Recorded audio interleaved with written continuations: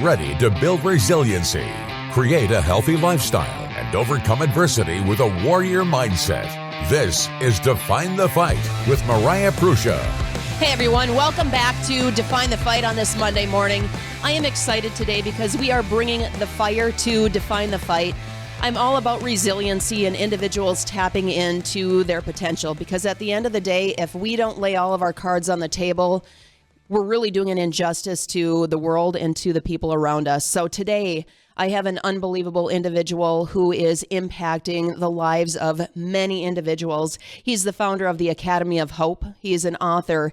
He was in a maximum security prison, right? Was sentenced for 100 years, served 14, and went from zero background in regards to high school diploma to GED to graduating from Harvard as a Harvard professor. I mean, the sky is really the limit when it comes to mindset. And Andre Norman, I can tell you what, I don't think you've reached your limit yet, because I know that you're going to continue to climb. So welcome to the show. Thank you for having me. It's a pleasure being here. Hello, everybody. Hey, you have such an amazing story. But the key thing is you decided to write it. And I wrote a quote yesterday, is that we are not stuck in our circumstances. We are stuck in our choices, but it's all about the accessibility to the tools. And you talk a lot about that in your videos. I've been watching, you're real, man, and I love it. That's what I love about you, is like, I'm watching these videos and I was talking to Pat, I'm like, this man's legit, because he's living life and he's changing lives. So for you have a very diverse background. Let's dive in. I want to understand who was Andre Norman and who is Andre Norman now. Well, Andre Norman as a child was a typical kid, mom, dad, 6 kids. We all live in the house together. It's great.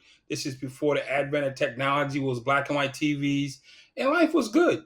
Except for my father had a habit of beating my mom. So I grew up in a house with domestic violence. I grew up in a house where people were always fighting and shouting. You just never knew what was going to happen. Then when I got old enough to go to school, which was the greatest thing ever, because it was a building full of kids, I started going to school in first grade. It was the same time the busing laws came out in Boston. I was one of the kids on the buses that was getting rocks thrown at them and getting names thrown at them. So I was routinely called a bunch of different names while riding the bus and had rocks thrown at me. And it was just something we lived through. And it was nobody came to sit us down and explain to us, this is to make the world better, this is to make that better. It was just like, it started one day, then one day it stopped. And for my mom, one day the beating started, then one day they stopped. I came home from school and dad was gone. She had enough, she put him out. Single mom, 6 kids living in the inner city. You've seen the movie, there's thousands of them. And I'm one of those kids now. I don't have dad. Mom's working 3 jobs. The 6 kids were struggling with bouncing around house to house. And around the 3rd grade, we ended up in one neighborhood and at a new school. They gave me a test to see what school I should be in, what class, because I was a new kid. And they found out I was illiterate. They said, don't worry about it. They put me in a thing called the dummy class. At the end of the hall, they put all the kids who couldn't read and write, and they closed the door. And that's just was going to be my life, an illiterate child, just like my dad, who still can't read to this day at 83. And I'm in the class, me, Melvin, and Thaddeus, and life is good. We're just playing because nobody tells us any different. And eventually a teacher, Miss Oliver, saw me and she took me out of the dummy class. She said, you're not a dummy, you just learn differently. And she took the time to teach me my learning style. And by the end of the 3rd grade, I could read, I could write. I just wasn't like the other kids as far as how I received information. By the time I got to 6th grade, I figured out we were poor. Then now I started hustling to make money, because I got to eat. So I'm selling weed in the park with the older kids so I can buy sneakers, I can buy clean underwear, clean socks, lunch in school, stuff. And once I got on that track of negativity, it just never ends.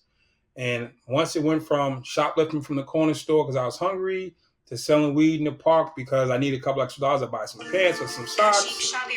And it was just on and on and on. And eventually, when I made it to high school, I was a trumpet player, and all my friends, that's why the trumpet's on the wall behind me. And my friends were like, black people don't play the trumpet. It's stupid. And they convinced me to put my trumpet down. My trumpet was my purpose, my passion, my everything. When I gave up my purpose and my dream, I had nothing left. And I just drifted into the point where I went to prison.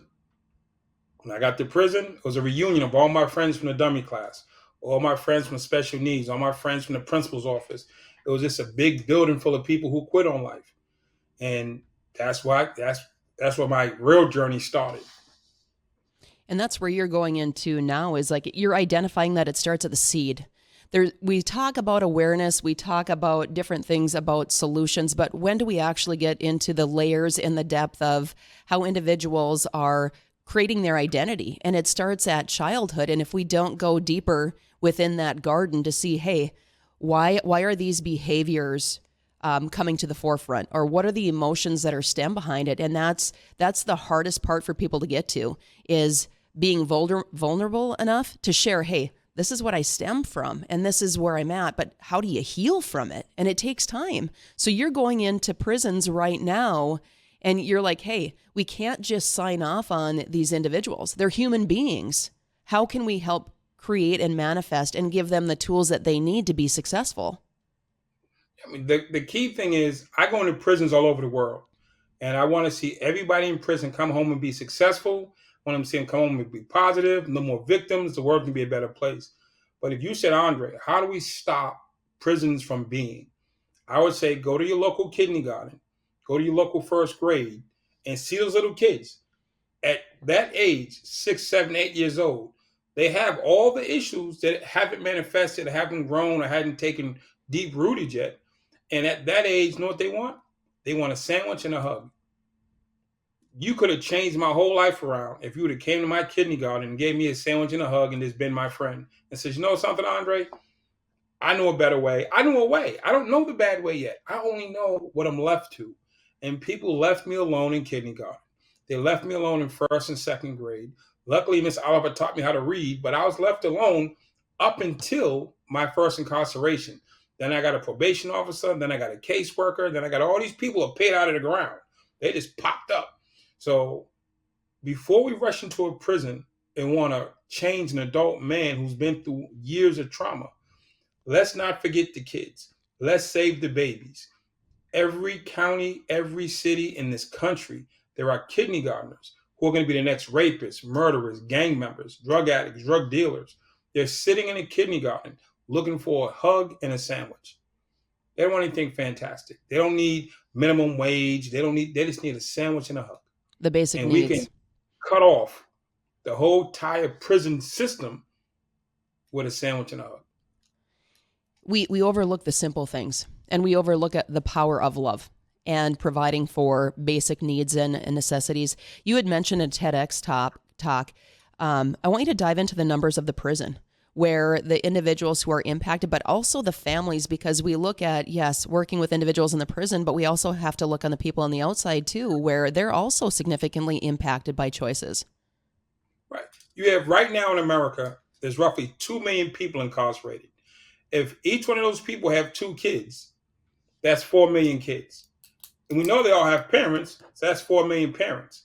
If they each have 2 siblings, that's another 4 million. So you're talking about 12 million people had 2 kids, parents, you know what I'm saying, and siblings. I personally have 5 siblings. So it's just mathematically, that's 12 million people before we even start who are being impacted. And then the communities they come from. And then the cousins. I'm not doing cousins, aunts, uncles. We're talking about 50, 60 million people are relatives of the 2 million people who are inside. And then if you count the 5, 6 million people who've been released in the last 5, 6 years, 650,000 people a year come home from prison. So again, then you do the math, it's communities, it's whole cities that are impacted by the criminal justice system. Well, go ahead. Go ahead. Oh, it's clearly that there's a sign that we need change, right? To shift those numbers, and we are pivotal pieces. Every single individual is part of that equation, and how can we shift it? Now, Andre, we clearly stated that you were in a maximum security prison, but a lot of the questions are people who haven't read on you. How did you get there, and how did that all start? Because clearly, maximum security prison isn't a small joke. It is like, this is for real, right? So what does that look like? The way I got there, when I was 14, my big homie, as we would call him, the big guy in the neighborhood, got sentenced to life in prison. So at 13, 14 years old, 8th grade, we used to sit at the mailbox every day and be like, I wonder what Dominic's doing. and Dominic was at the maximum security prison. So we started at 14 talking about maximum security prison. What is it like? I wonder what it looks like. And we all manifested ourselves from that corner at 14 to maximum security prison. Because the guy that we looked up to, that's where he went. And lo and behold, that's where we all went. So when I got there, it's a scary place. I don't care what they tell you. It's a scary place. You don't know if you're going to get raped, you're going to get robbed, you're going to get stabbed, you don't know what to expect. It's just a scary place. So I joined the gang because the guy that I've been talking about for the last 5 years was there when I got there. And he said, hey, you're with us. And they taught me how to stay alive in prison, which is something that you really need to learn, how to stay alive. Because people die in prison. People get raped in prison. People go crazy in prison. All kinds of things happen. So if somebody's not teaching you, then there's bad things usually going to happen to you. And so luckily, Dominic taught me how to stay alive and how to flourish in prison. And so I joined, and I'm following Dominic's lead and copying everything he does. And I spent the first 6 years of my sentence being a gang member, fighting, stabbing, going to solitary confinement. I got kicked out of the state of Massachusetts. They shipped me to Pennsylvania, and they kicked me out of Pennsylvania. I went to 9 different states for being violent and incorrigible. Every single day was a challenge of who's going to hurt me or who am I going to hurt. And that's just how we lived our life. It was like a combat series every single day.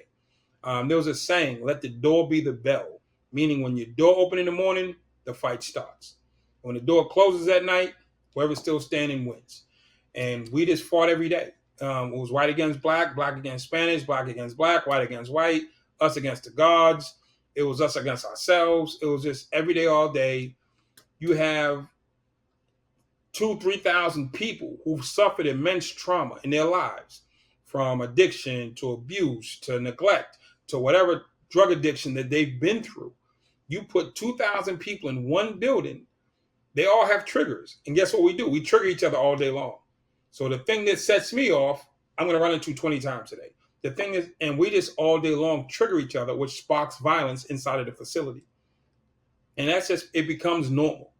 You normalize violence. You normalize incarceration. You normalize the things of this insanity of being locked up. And then once you lock into that mind frame, you're for the most part lost. My mom came to see me one time. I was in solitary confinement. She said, how'd you get in jail? I said, Mom, I'm working hard. This stuff ain't easy. And she started talking to me about my trumpet and about my gifts and about my dreams. I'm like, Mom, you talking crazy. I'm in a whole nother world. It's like kill or be killed in here. There's no dreams in here. It's only kill or be killed. And she walked out of the visitor room crying because she said, my son's lost. He's gone off the deep end. And it was probably like 2 years later when I came to a realization that as one of the top gang members in the state, that I'd become the king of nowhere. And that was a sad day when I came to realize that I was the king of nowhere. So being the king of nowhere, that was your dark spot or your epiphany, right? To shift. That was the epiphany. Epiphany, right? And we need to have those. But, I couldn't imagine being in maximum security prison or even being outside of prison and thinking of that fight or that adrenaline every single day where it's constant, like you're on the front line.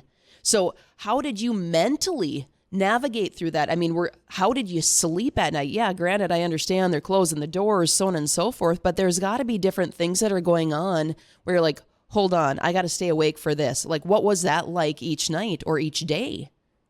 Well, my first day in Lewisburg, Pennsylvania, I got there as a dorm setup, and I got moved from Massachusetts to Pennsylvania. My first night there, 5 guys gang raped a guy. And it's an open dorm, so everybody's listening to this. And it was crazy. And the next morning, I stayed up all night. I was not going to sleep. Right. I got up the next morning. I went to the guys. I said, yo, man, what was all that about? They said, that's what they do here. They rape people. I said, well, why did they rape him? They said, well, he was weak. That's why he got raped. I said, well, how did they know he was weak? They said, he projected weakness. I said, okay, $1 million question. What is projected weakness? They said, it's how you stand. It's how you look somebody in the face. It's how you shake their hand. It's all the things and how you move. And the stuff that he was saying, I had some of that in me. So it sparked fear. So I went in the corner and I started working on my projected weakness. Every single day, I'm working diligently to get rid of projected weakness. And that night, somebody else got raped. Then the next day, I'm working tirelessly to get rid of my projected weakness. That night, somebody else got raped. It took about 2 weeks in my mind before I got rid of all my projected weakness. Anything that was listed as weakness was out of my system. And when you run out of projected weakness, by default, you can only project strength now. You And know, I became this strong leader because I had no weaknesses. And all I had was strengths. And I started building on top of those. And that's what pushed me to the point of being a gang leader and being that boss, because I understood all of my weaknesses, got rid of them, maximized and executed on all my strengths. And most people don't get to that space, but the fear of being raped pushed me into being super serious mode. well, you look at the fact that you're talking about getting rid of the weaknesses, right? And that people can smell it. And I can identify that with, fighting in the cage and then boxing, right? So I've done both. So it's like you can tell when you smell the blood, it's like, all right, you got to pursue forward, like you're going to finish this match, right? So at the end of the day, for you, when you're looking at what were some of the weaknesses that you had to cut, that you had to get rid of so that you weren't the next victim? I have a habit of being nice to people. I say hi to everybody. I never, even though I was a gang leader or whatever, I never thought I was better than anybody. I used to be really short as a kid. So I got a short guy's complex. So I had this thing about being nice, being friendly, being kind, giving somebody the benefit of the doubt. Those things are weaknesses. Those things are definitely weaknesses. You don't give anybody the benefit of the doubt. Nobody gets a pass. If they're not part of the team, you don't speak to them. It's us and them. And it's like everything's cut and it's like so impersonal. And I grew up in a house full of 6 people. We was just all fit. My mother's one of the most loving people ever. So we did hugs, we did stories, we did songs, and all that's dead. That's out the window. It's like do or die. And everything is based on the premise of, do you want to die? Is this worth dying for? Is being nice to that man worth dying for? Is giving him a pass on that bill worth dying for? Because if he doesn't get it, you get it. And you have to take on the pains of other people. And so just being polite, being cordial, being considerate, being all those things out the window. So you're basically cutting the cord on emotions is really what it comes down to, right? Yes, no emotions. It's like, this is fact. Give me the facts. It's like warrior mindset, warrior, like stone cold, here I am. This is what you get. Boom. Well, and the thing is, I don't think there's necessarily anything wrong with that to a certain extent, because sometimes we have to disconnect emotion on certain things where, when you look at business relation, but when you're looking at life and death, you have to make sure that you're cutting it so that you're not the next victim. But for you, I'm really curious, and I know that we've got a break coming up here. You were sentenced to 100 years, right? And served 14 years. I'm curious in regards to how that got knocked down. Was it clearly appeal? What were those different steps that had to occur to shave that amount of time off your sentence? Well, I appealed my sentence. I'm trying to pull it up for you right now. Yep. And I was in jail, and I just never went to the law library. I went to hang out with everybody. And so I hung out. And then finally, after I had my epiphany and I realized that I didn't want to be in jail anymore, I set a goal for myself to go home and go to Harvard University. And to get out and go to Harvard, I had to do something about my sentence. Now, I had a 7 to 10, 2 9 to 10s, 2 10s, 2 15 to 20s, 2 3 to 5s for attempted murders that I picked up in jail, and a 5. And that was a total of like 105 years altogether. I was supposed to do 28. But if you added them all up, they came to 25. So where are we at? We're right here. Then I finally appealed my sentence. And if you look it up online, Commonwealth of Massachusetts versus Andre Norman, it's on Google. For the reasons discussed, we hold the prosecution against Norman in Superior Court was barred from the prohibition against double jeopardy. The judgment against him on the charge of armed robbery is reversed. The verdict is set aside. The indictment is to be dismissed. So ordered. My case was reversed on double jeopardy. One thing I don't talk about very rarely is it's in the law books. It says clearly, double jeopardy. That means my trial should have never happened.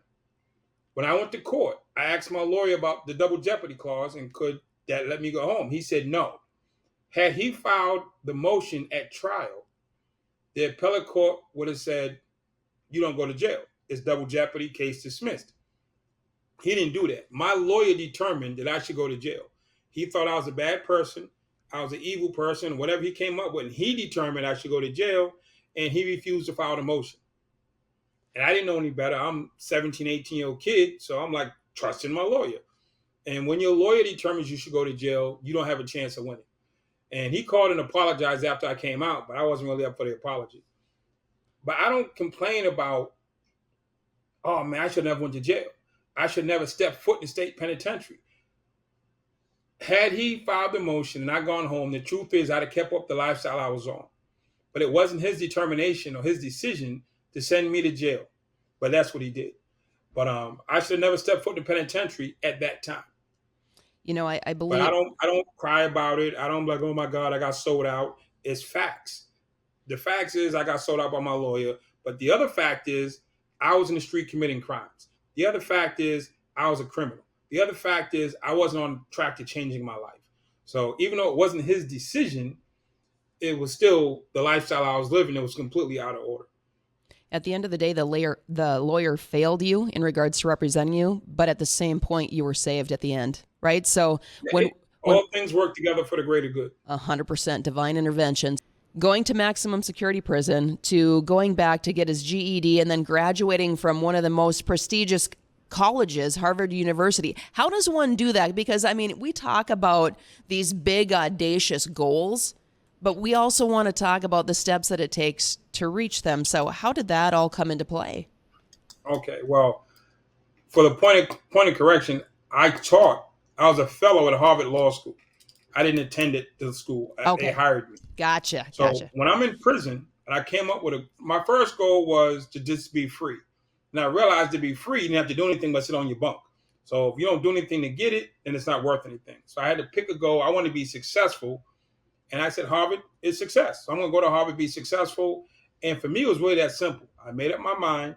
I had a goal, and I'm going to do what I have to do to make the goal. So I made a list of all the things that were holding me back. You know what I'm saying? All the things that stopped me from winning. You know what I'm saying? And I wrote that list out, and then I started working on it one at a time.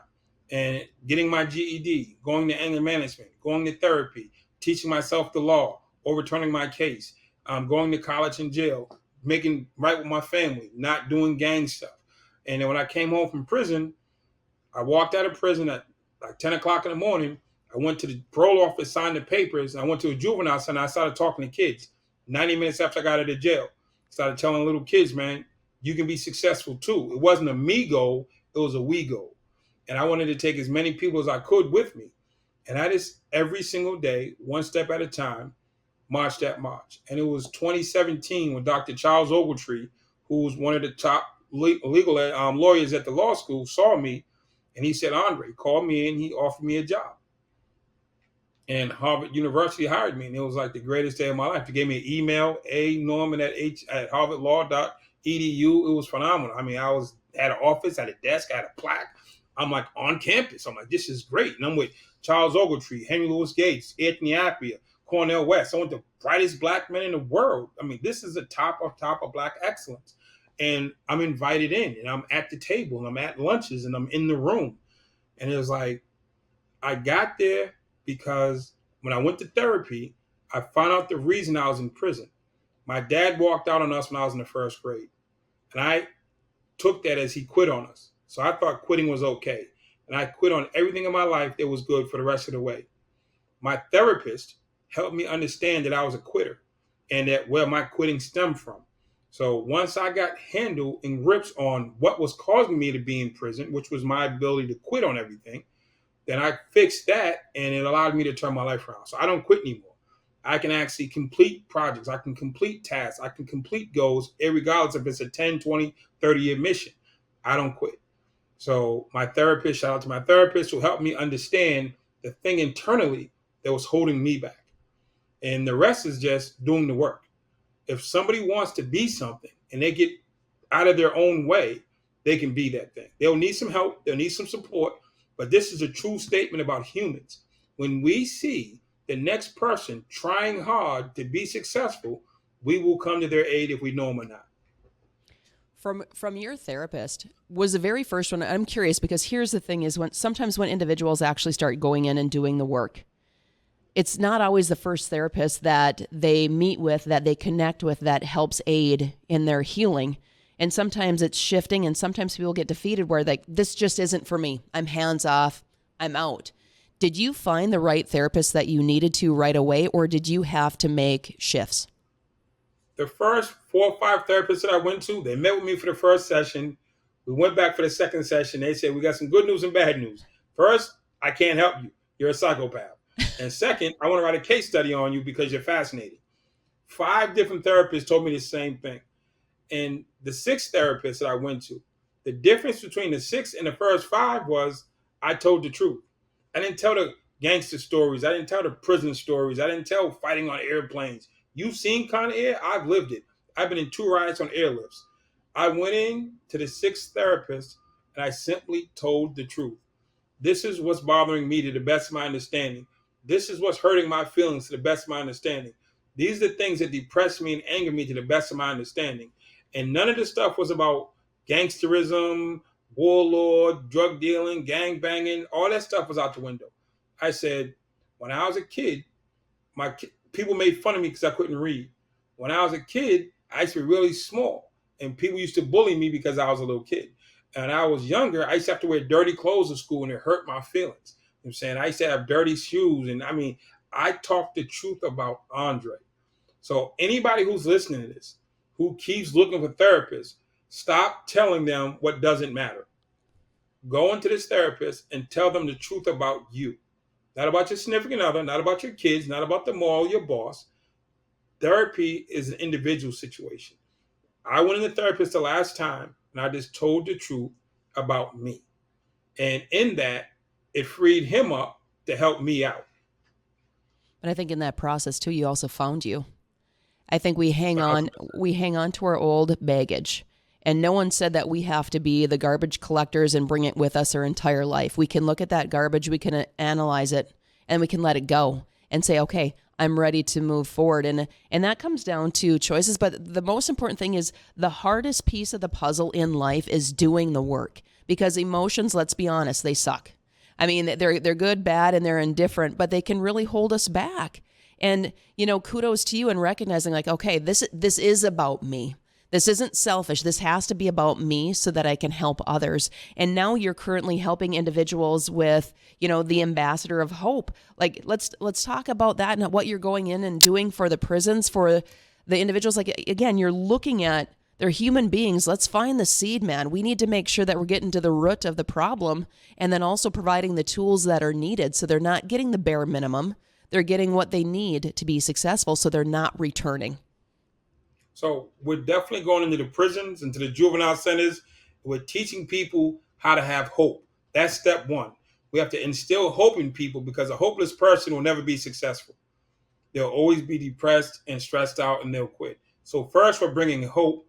And then most of the institutions have programs. Most of the institutions have ways and things. The GED class was there for me. The law library was there for me. I just didn't go because I had a roadblock in my own brain. So I remove the excuses and I create the buy-in for the people to access the programs that are already there.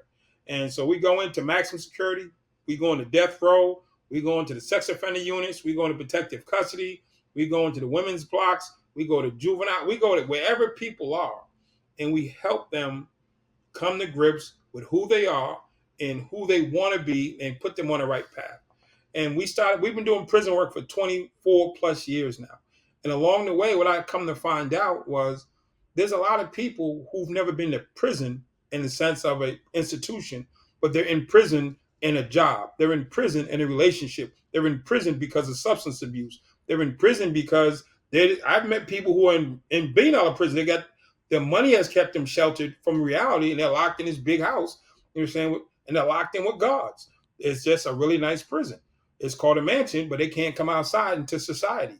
They're locked in a little bubble. So I started helping anybody who was locked inside of a prison, which took me to doing a lot of addiction work. So white kids in the suburbs. I've been to Helena, Montana, Beverly Hills, all throughout Scottsdale, Arizona. I go down a list of wonderful elite places where I started doing a lot of CEO talks. And CEOs have kids who are struggling. And it's hard for them to ask for help because they're supposed to have perfect lives and be perfect families. So I started coming in and helping their kids because I want to see rich white kids make it, rich Spanish kids make it, rich black kids make it, poor white, poor black, poor Spanish. I don't have barriers. I know I help people. And when I train people, I say, hey, who do you help? You help black kids or white kids? And they say, usually pick one of the two. I said, let's just help kids. And the truth is, most of the suburban people in the hood, we have tons of drug treatment. We have tons of programming. We have tons of NA, AA. It's all over the place. The cop in the city has dealt with drug abuse and drug dealers his whole time on the force. In the suburbs, not as much. They don't have drug dealers on the corner. They don't have AA, NA groups, drop-in centers, teen centers. They don't have that. So those parents in those communities are left without resources. So when I go out there, I find a community that doesn't have access to drug treatment or the mental health therapy that doesn't involve the guy with the white jacket trying to prescribe you something. So just to sit down and listen to these kids and listen to the parents and help them find a way to be better. So the goal is we created an institution called the Second Chance University. And Second Chance University is for people incarcerated who want to find a better way in life. It's for parents who want to help their child get off addiction or get out of depression or just move better in life. It's for companies who want to hire people but don't know how to make the bridge or help people transcend into their workspace. So Second Chance University is not just for people incarcerated. It's for people who are struggling, trying to find a better way, and all the allies and people who want to help that happen. So I'm working with a group now I just joined called the Earth Council. And it was like, okay, Dre, let's go change the world. I'm like, sign me up. Hey, well, you know what? That's what it's all about is changing the world. And you mentioned it doesn't matter demographics. It doesn't matter what what color you are. This is like, let's look at people as human beings, and everybody needs something right now. Andre, you're talking about helping youth. You're talking about helping adults. We really right now need hope, every single one of us. And it's important for each of us to be proactive because we are a country that's very reactive. So I'm glad you mentioned that point of, hey, we can get them to the white coats. They're just going to pass out a prescription instead of being a different state of let's teach them coping mechanisms and skills. Definitely. Kids want to be listened to. At the end of the day, in the beginning of the day, kids want to be listened to. Adults want to be listened to. Everyone wants to be heard, but you have to sometimes understand, are you the listener or are you the talker? You can't be both. And you have to be in that space. And I'm right now, I'm 57 and I'm a realist. So in my mind, I say I got roughly 30 years left to live. I take it to 87 and call it, that's a good run. If I go past out with these new meds that are coming out with, cool. If I make it to 87, which is 4 years past where my father is right now, that's a great life. So how am I going to spend my last 30 years? What am I going to do in these last 30 years that's going to carry on and create a legacy or create impact beyond my presence? And Second Chance University is that. Earth Council is that. I am looking for opportunities and situations where people want to impact things. They're going to have a sustainable impact on the world. Not just something that's going to make money for 6 months or 2 years or increase a portfolio or get me another house I don't care about that. When I leave, all that's going not with me. It's going to go to my kids or whoever else. What can we do to change the world for better? And those are the type of agencies, those are the type of things that I'm doing and I'm involved myself with. So when they called me for the Earth Council, they said, this is what we're doing, Joe. We're trying to feed the world. Sign me up. We're not trying to feed North Chicago or South Dallas. We're feeding the world. Let's go. With Second Chance University, we can bring education to what I hate the term third world countries who just aren't as far as advanced as we are. So the Philippines, Haiti, Jamaica, Bahamas, Bermuda, St. Lucia, Belize, Liberia, Kenya. Well, we can go down the list and we can educate people in real time. Technology has made things so equal that we can reach out to the world. Right? I can tap this and touch somebody in Bangladesh right now.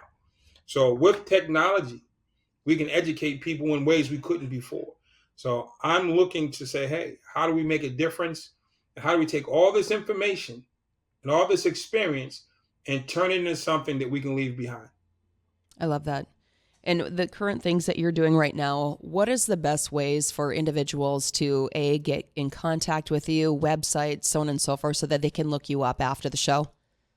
My easiest platform is my website, andrenorman.com. If you're on LinkedIn, Instagram, YouTube, TikTok, or Facebook, it's Andre Norman. In some capacities, it's Andre Norman, and you can find me there. But I'm not hard to find. I'm really not hard to find. And I always tell people, There's an Andre in your community. There's an Andre in your community. You don't have to reach all the way out here to me and say, hey, let me go support Andre. This is not about you coming to support me. I'd much rather you reach out to the guy in your neighborhood or the lady in your neighborhood who's making a difference and elevate them. And if you need help, I'll come in behind you and help train them if they need additional training or insights or knowledge. But let's elevate the people. If everybody in their community finds that person, call me and say, Dre, I got the person I need you to train. Beautiful. Because I can't be everywhere. So if everybody goes to their community and finds that lady or guy who's doing the work, who's making the difference, they just need some insight, education, and some spirit, I got you. I'd rather have 50 people training together. If I can help them elevate, we can impact 50 communities versus I go to one city, they hire me to come in and speak to a school or a church or whatever the scenario is. Let's challenge everybody to find somebody in your community. It's about, and I'll train those people collectively so we can build a better bridge to success. It's all about building the army. The more individuals, all hands on deck, literally, now you can expand the reach. Now, I want to have you leave one lasting quote. If there's a quote that just really resonates with you, where it's like, okay, boom, this is it. I'd love for you to leave our listeners with that. Or if there's a mantra that got you through from where you were to where you are. Are you serious? You got it. I would sing Amazing Grace. I would listen. My favorite song of all time is Amazing Grace. They're gonna sing it at my funeral wherever I go. But that's another day. That's all right. Our deepest fear is not that we are inadequate. Our deepest fear that we are powerful beyond measure. It is our light, not our darkness, that most frightens us.